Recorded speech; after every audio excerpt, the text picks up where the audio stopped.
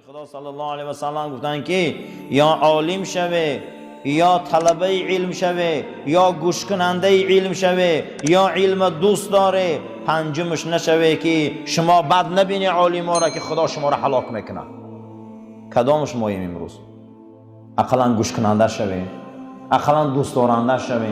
عالم شدن آسان نیست. و قال نبی صلی الله علیه و سلم آفت العلم الخیلاء. پیغمبر خدا صلی الله علیه و سلم گفتن که آفت علم خیلا. خیلا چی بوده؟ مختالا فخورا. قرآن میگه تکبری. علما که کبر کرد علم شانده آفت آمدگیه. و من امثال الحکماء من طلب العلم للریاست فقد عدم توفیق و سیاست. کسی علم اگر برای وظیفه دنیا گیره، این انسان خدا توفیق ایسرش دور میکرده، سیاست چگون میکرده. کسی علم برای چی گیره؟ برای سیاست دنیا گیره، برای وظیفه دنیا گیره، برای کرسی دنیا گیره. خداوند از وی توفیق میگرفته. بعد از توفیق گرفتن خداوند حیبت شان میگرفته. وی حیبت نداره. این بسیار آدم ها رو بینه برای دنیا علم دو میکنه، بینه هیچ حیبت نداره، هیچ حیبت نداره. حیبت در چی بوده؟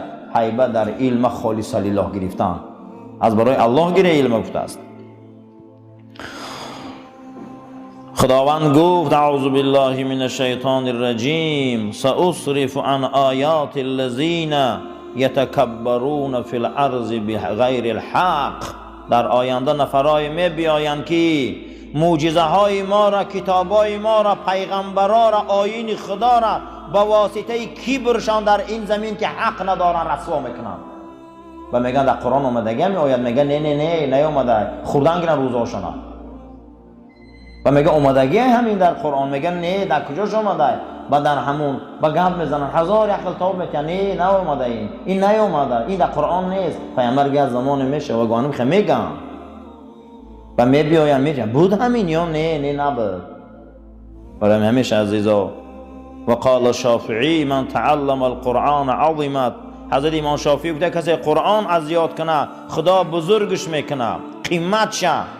و کسی اگر علم حلال و حرام گیره گفته خدا قدرش بلند میکنه. کسی علم حدیث تعلیم گیره گفته خدا حجتش به قوت میکنه. کسی علم ریاضی متیمت اگر گفته تعلیم گیره خداوند سرش تازه میکنه. کسی گفته اگر علمی هندسه و نقشه کشی را یاد گیره گفته خداوند طبیعتش به قوت میکنه. کسی تا نفسش خار نکنه گفته علم صاحب نمیشه.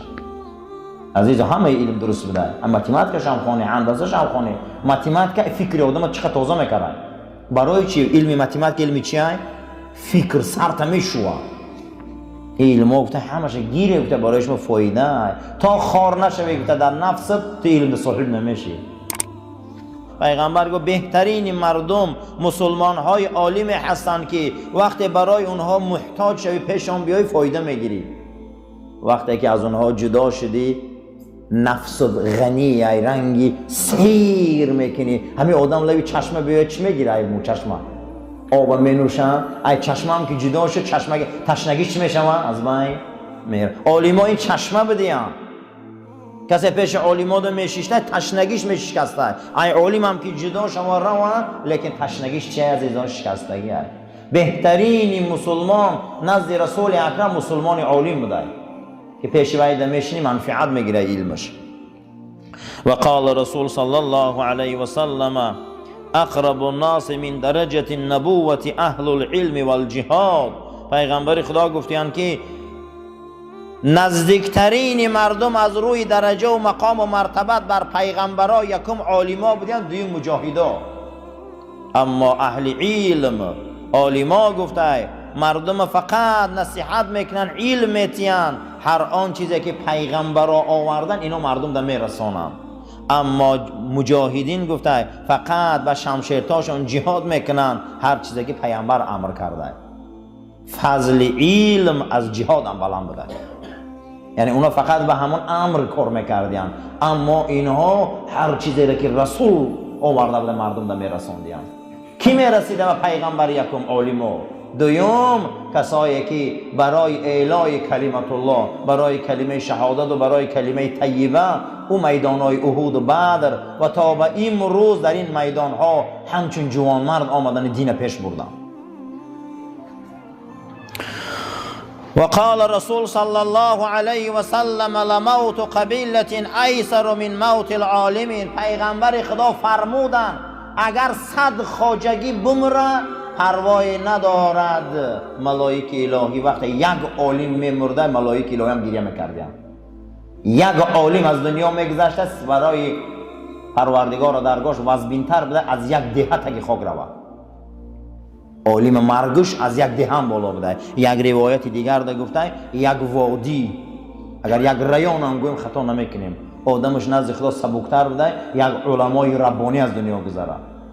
از علمای ربانی ابلیس میترسه، از عوام که میترسه. برای من علما را مرگش مرگ عالم های، علما را مرگش مرگ دنیا های. کوشش میکنن که علما را از بین برن و مردم به دایره خودشان چیکار کنن؟ به دعوت کنن. علمای حقگو، علمای ربانی مردم تعلیم و تربیت میتین. وقال رسول صلی الله علیه و سلم یوزن یوم القیامت مداد العلماء بدم الشهداء. روز قیامت یک عالم می آوردین به قد او خون شهیدا را جمع میکردین، به شهیدا را اجر میدادین. یعنی یک عالم قدش اگر 2 متر باشن 2 متر خون شهید می آوردین به برابر یک عالمش ده. یعنی شما فکر کنید که اگر 1000 شهید در کارگی بچین یک عالم خون اجر پیدا کنه. ببینید که عالم چقدر بزرگ بوده، ببینید که علما را قدر چند قدر بلند بوده است. وقال النبي صلى الله عليه وسلم لا يشبع عالم من علم حتى يكون منتهاه الجنة. عالم از علمش سیر نکنه همیت رفتن گیره گشنه علم، عاقبت این کار جنت الفردوس. علما از علم سیر نمیکنن اجماع. علما همیشه تشنه علم هم. علما همیشه در علمشان تشنه هم. کسی تشنه علم باشه آخری تشنگی علم کجا بده؟ جنت الفردوس. رسول اکرم صلی الله علیه و سلم فرمودند که فقط از خدا جنت الفردوس طلب کنه. جنت الفردوس جاش علما بودن، جای علما هم موجود است. وقال النبي صلى الله عليه وسلم هلاك امتي في شيئين ترک العلم و جمع المال و جمع المال. جناب پیغمبر فرمودند که هلاک امتی من در 2 چیز است. یکم علم ترک کنن و محبت در مال دنیا کنن. 2 چیز امتی رسول اکرم شکست میداده. یکم چی؟ ترکی علم، دوم جمع کردن مال دنیا. همین 2 چیز در امتی پیغمبر اگر مهر میبستن و شکست خورده گرد. برای همین عزیزا خانه علم خوب گیره، علم آموزه تا مردن علم آموزه. از هم دشمن یکم اسلام و مسلمان این مسلمان جاهل است. تمام دنیا را این مسلمان جاهل رسوا میکنه.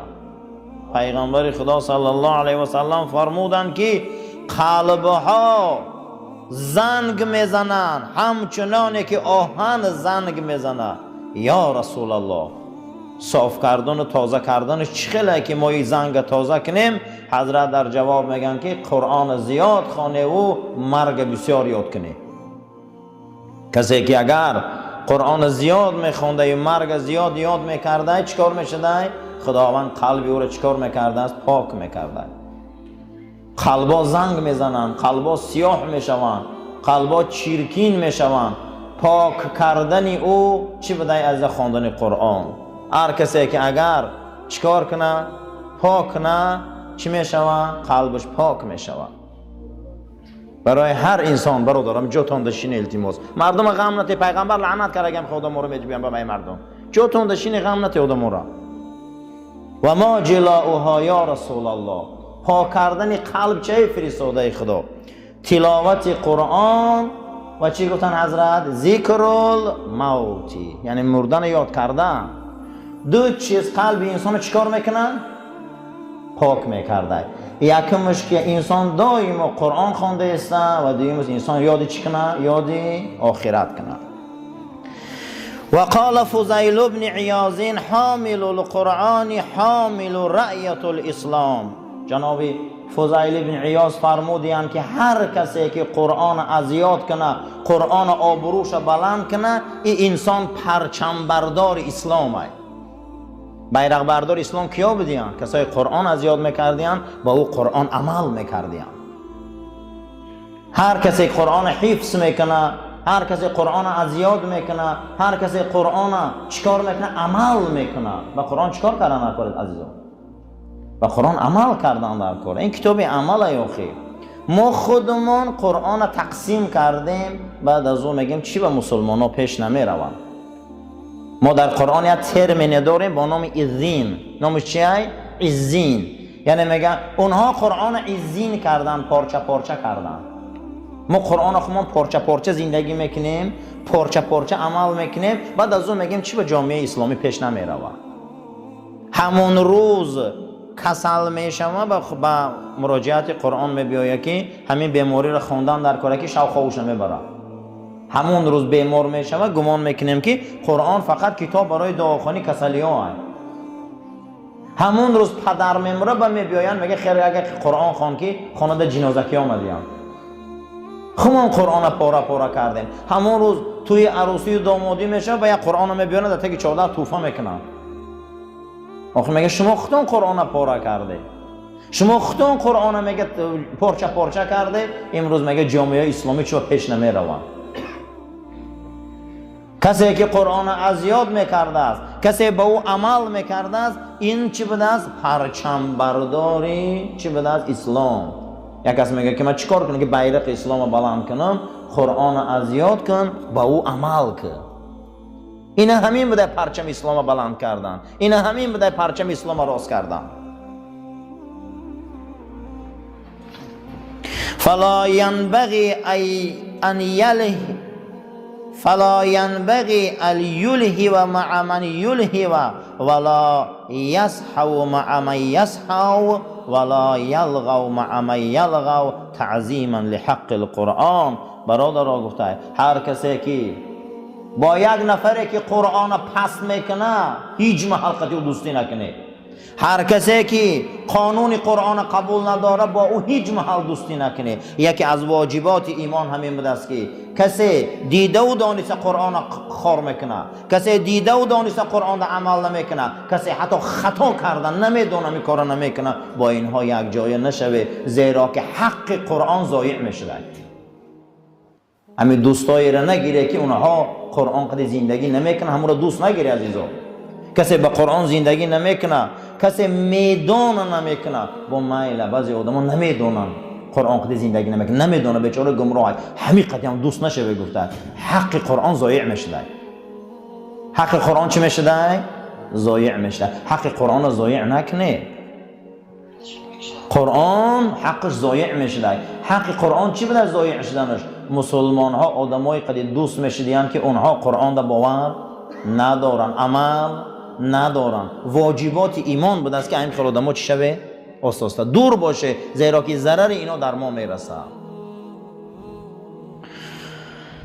قال ایضا من قرأ خاتمة سورة الحشر حين يصبح ثم مات من يومه ختم له بتابع الشهداء ومن قرأها حين يمسي ثم مات من لیلته ختم له بتابع الشهداء. جناب پیغمبر حدیث دراز کردن که هر کسی که آخری سوره حشر میخونه لا یستوی اصحاب النار و اصحاب الجنه را تا آخرش میخونه، وقتی در بامداد میخونه، اگر همون روز از دنیا گذره خداوند او را مهر شهید میزده. هر کسی که اگر این را در وقت خوابش خونه و همون شب خواب کنه از دنیا گذره، او را هم پروردگار در نامه اعمالش مهر شهید میزده. اینه بینین که قرآن وظیفش ما را شهید میکنه. کسی اگر همین بردوام خونه هر سحری و هر بگه همین را به خودش عادت میکرده، ای دنیا میگذشته است، الله جل و علا شانه این را مهر چی میزده است؟ شهید میزده. و اما فضل العلم والعلماء، اما درباره حرمت علم و حرمت علما حدیث های زیادی آمدگی بوده است که جناب پیغمبر فرمودند من یرید الله به خیرا یفقهه فی الدین و یلهمه رشده. پیغمبر خدا گفتن که هر کسی را که خدا دوست داره او را علم دین میتیه، هر کسی را که خدا دوست داره او را عالم در دین میکنه و روز تا روز آبروی او را بلند کردن میگیره. و عزت ای جانب الله های برادران، عزت خدا میتیه. روز تا روز چی شدن میگیره؟ میگه آبروش رشد یافتن میگیره. برای همین هر انسانی را که خدا در دین علما کرده و یا عالمان، پروردگار او را دوست داشته. علمای حق، علمایی که حق میگن، علمایی که حق میرسانن، علمایی که خوشان حق زندگی میکنن، اینها یا رحمت خدا در زمینه. و قال رسول صلی الله علیه و سلم العلماء ورثة الانبیاء. پیغمبر خدا فرمودند که عالما وارث کیان؟ وارث پیغمبران. وارث علما کیا بودند؟ وارث پیغمبر عالما. و معلوم انه لا رتبه فوق رتبه النبوه ولا شرف فوق شرف الوراثه لتلك الرتبه. از پیغمبری یگان رتبه، یگان آبرو با بلند هستند. امیدم بین مسلمانان از پیغمبری یگان رتبه بلند هستند؟ نیست. عالما کی بودند؟ وارث پیغمبران. یگان شرف آبرو مثل شرف پیغمبری هست؟ نه. این شرف کی نصیب میشه؟ علما. کسی که علما را حرمت نکنه پیغمبر را حرمت نمیکنه. کسی علما را دوست نداره پیغمبر را دوست نمیداره. من اکرم عالما فقط اکرمنی.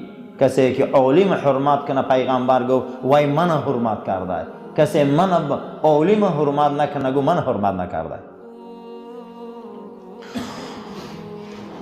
این بحث امروزه ما که هر جمعه ما درباره اخلاقیات صحبت داشتیم، امروز اکنون درباره اخلاق و تربیت ما که ما کتابای اخلاق و تربیت ندیدیم زیرا که وقت ما کم بود.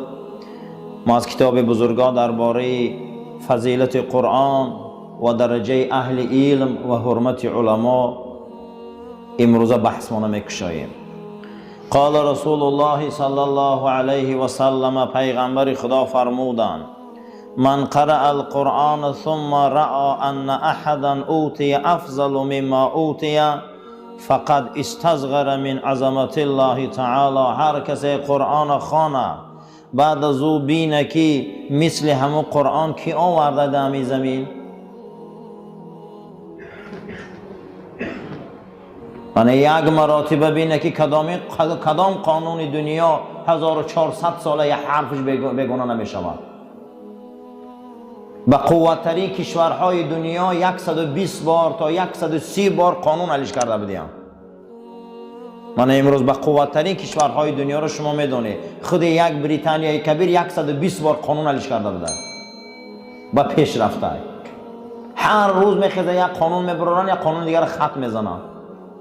اما این قرآن با الله لوح تمونه میگه یک بار بین پیغمبر مثل قرآن یگان کسان خیلی آورده 1400 سال میشه یک نقطهش دیگرگون نمیشود.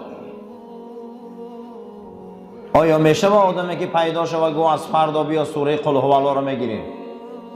پیدا میشه؟ خیلی پیراتر صدها نیرو قوه ها بعد قرآن پیدا شدن، مبارزه بردن، یک الف شجمونده نتونستن.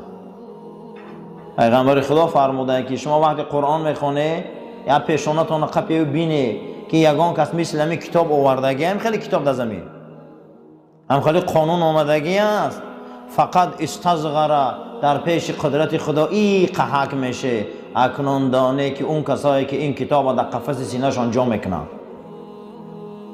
شما هم در پیش ویو هیچیه. کسی که قرآن حفظ میکنه با او قرآن عمل میکنه شما هم میگه قرآن از یاد نکرده و قرآن نمیدونه، شما در پیش وی میگه هیچیه و عظمت خدای در بدنش. ای همین میگه شما قیاس که نختو نکنید. ای همین درجه میگه انسان نزد خدا منزلتش معلوم میشه. منزلت مسلمان در نزد خدا ایروی چی بوده عزیزان؟ قرآن حفظ کردن با او عمل کردن. ایروی نمیده امرو. هیچ کس مثل این قرآن آوردن نمیتونه. هیچ کس هم آوردن نمیتونه الله جل و علا شأنه در قرآن هیچ کس آوردن نمیتونه و ابدا تا روز قیامت نمیتونه آوردن. فَإِن لَمْ تَفْعَلُوا وَلَنْ تَفْعَلُوا. دو بار میگه خدا نمیتونه، ابدا نمیتونه. این قرآن یک کتاب عادی نیست. شما یک مرتبه کشایی میگه شینه، بعد خواندنتون فکر کنید. در یک خط قرآن علما 15 علم یافتیان. کدام عالم میگه که در یک ورق 15 علم جا کنه؟ بحث خدا، بعد از اون میره قیامت، بعد از اون میبیا جنت، بعد از اون میره دوزخ، بعد از اون میبیا آفرینش، بعد از آفرینش میره و سیاره ها، بعد از اون میره و آفتاب، ماهتاب، میره و زندگی فرعون. از اونجا میبیا با میبینی دیگر دنیای دیگه میگذره میره و قرآن. در یک ورقش 15 علم یافتیان. برای همین گفتن معجزه. چی هم گفتن؟ معجزه. میگه شما گفتن نه، در پیش عظمت خدا میگه شما ای قحکه، هیچ نیست. میگه ای قحکه شما در پیش عظمت پروردگار. و قال النبی صلی الله علیه و سلم ما من شفیع افضل منزلة عند الله تعالی من القرآن. پیغمبر خدا صلی الله علیه و سلم فرمودند که یگان شفاعت کننده را در روز قیامت بزرگتر ندیدم از همون انسانی که قرآن حفظ کنه. پیغمبر خدا چی گفته به دستیان؟ یگان کسی ندیدم که قرآن چیکار کنه نزد خدا، از روی شفاعت، از روی منزلت مثل قرآن ازیاد کنه ندیدم. که اونها چی ازیاد میکنن؟ قرآن. و قال النبی صلی الله علیه و سلم افضل عبادتی امتی تلاوت القرآن. بزرگترین عبادت بعد نماز برای امتی من این تلاوت قرآن است. بزرگترین بعد نماز چی بوده است؟ خواندن قرآن. و قال النبی صلی الله علیه و سلم خیرکم من تعلم العلم و علمه. بهترین امتی من در بین مردم کسایی هستند که علم میگیرن و به مردم میرسونن. علم میگیرن و به مردم چیکار میکنن؟ میرسونن، تعلیم میتین. برای همین دونه که هر کسی علما شده و در جای گرم شدگی نیست و خیلی عذاب کشیدگی. اللهم ربنا آتنا فی الدنیا حسنة و فی الآخرة حسنة و قنا عذاب النار. و صلی الله تعالی خیر خلق محمد و علی اصحاب الاجمعین. آمین یا رب العالمین. صفاتون راست گیره. تلفنات منزلت انسان، بزرگی انسان در کار خیر معلوم شده. مردم کدام وقت معلوم شده؟ ای کاری خیر. منزلت انسان ها وقت ای کاری خیر معلوم می شود. و ایرا نقض دان با اندازه کار در این دنیا نیکی کن و همیشه چیزی که در عهده تو هست عهده برا باش و همیشه بدون که منزلت انسان ها در علم معلوم می شود. آدم ایرو چی معلوم میکنن؟ گفته با علم. یکم خیر، دویم عهده برایی. ای همه درجه بلند در جامعه ایرو چی معلوم شده؟ علم. اگر علم نباشه گفته است جامعه ها فساد می شوند. اگر علم نباشه جامعه ها رسوا می شوند. در بدن انسان ها هم علم نباشه گفته او بدن ها هم رسوا می شوند. بدن آدم علم نداره و بدن رسوا می شده. منزلت بلندترین در جامعه ها و در تمام تمدن ها ایروی چی بده عزیزان؟ علم. یکم خیر بده، دویم عهده براری. یا آدم علم نداره نه که عهده برای زندگیش پیش می روه. علم نداره نه که عهده برای همین روز توبه کار میکنه. علم نداره، یگان رابطه با علم نداره. دویم گفتن چی خیر، نیکی. آدم علم نداره عهده برای نیست نه که نیک آدم است. آدمای نیک، آدمای عهده برا منزلتشون معلوم میشده. سوم درجه منزلت ایروی چی بوده؟ ای همه در بلندترین درجه علم. برای همین اکنون امروز اخلاق و درباره اخلاق نیک و اخلاق حسنه صحبت میکنیم. قول این بزرگ خودی وارد میشویم. برادرها یا خیرخواه باشه یا عهده‌برو باشه یا عالم باشه. این سه تایتش باشه. زیرا که این شخصیت منزلت بزرگی را در این سه نوع چیز دانسته. اولین چیزی که اخلاق ما را راست میکنه توکل به خدا بوده. توکل به خدا معنی چی بوده؟ هدف باید معلوم باشه، مقصد باید معلوم باشه. ای خفوی ریسک